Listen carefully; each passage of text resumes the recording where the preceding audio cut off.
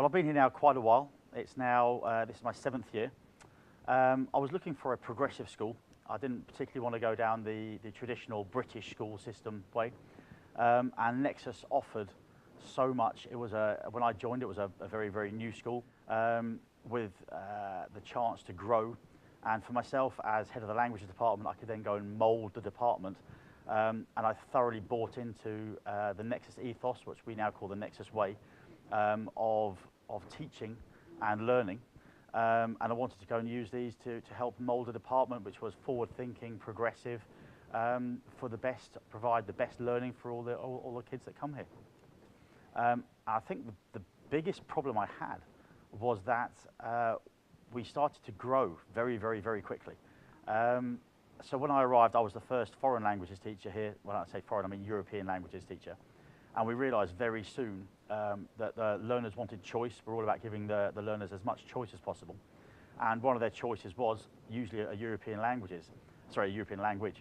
So probably the biggest thing I had here was the speed which we had to go and recruit new people into the department, to the point now where we're actually a very large department. We have 11 members of staff. When I got here, there were 4 of us. The Nexus way, I mean, there are the 5 pillars of the Nexus way. As we know, there's the technology, inclusion, there are the mindsets, there are the relationships and the learning, and it's all encompassed in the ethos within the school. For myself, I found that I was already fairly strong in the learning and the relationship aspect of things. But the one thing which I've really taken on is the use of technology in the school. At my last school, the IT didn't work particularly well, and it was very difficult. So we had the ideas, but we didn't have the resources to actually fulfill them. Over here, with being an Apple school, using a lot of Google products, I found that for myself personally, leading the department, looking at the technological advancements which we've made from when I first came here to what we have now.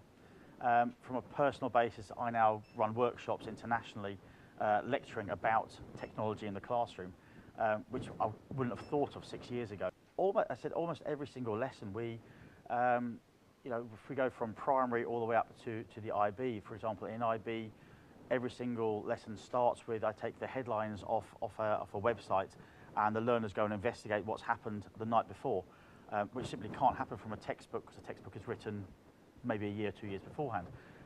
We then go and look at some of the vocabulary from there. I look at some of the articles and take the vocabulary and put them into a thing called a Kahoot, which is basically a way, it's a vocabulary testing quiz, which we can use it for.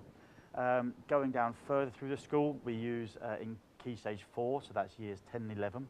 Instead of having the old school paper textbooks, we have digital textbooks. So therefore, the bonus of those is that you have all the listening comprehensions are embedded within the software, so that at home they can then go and practice that.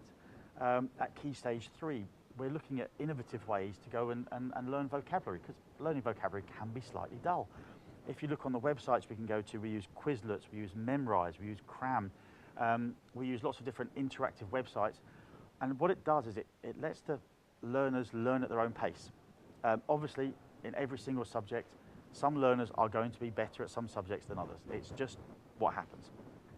But we want to sort of individualise this, that every learner can challenge themselves in every lesson. So if one learner has already learnt something, well, we can use technology. We say, well, that's lovely. Why don't we go on to the next case? Why don't we go on to the next website, and we'll go and see, we'll take you to a higher level. Whereas those who aren't quite as quick can then stay down there, and they can get, let's say, more personal attention from myself, or they can then go and use technology to go and help them attain the levels of the rest of the class. So it's in primary we use iPads, and we also use the MacBooks. We use lots of different apps. So for example, a good example would be like a postcard writing app.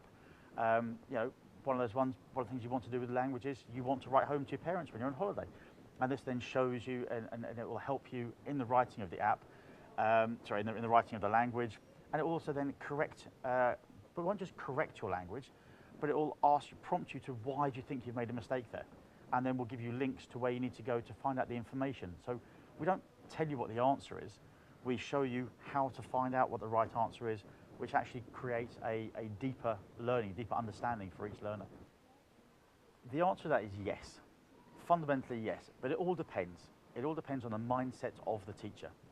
If you're a teacher who's taught, for example, within the British system, and you like the traditional way of teaching, the British way of someone sitting at the front and you have rows of desks, then no, I'd probably say that this wouldn't be the school for you. However, if you're sort of open-minded, you really want to go and learn how to go and teach and really enrich the teaching and learning, especially experience of all the learners involved, I could not recommend a better place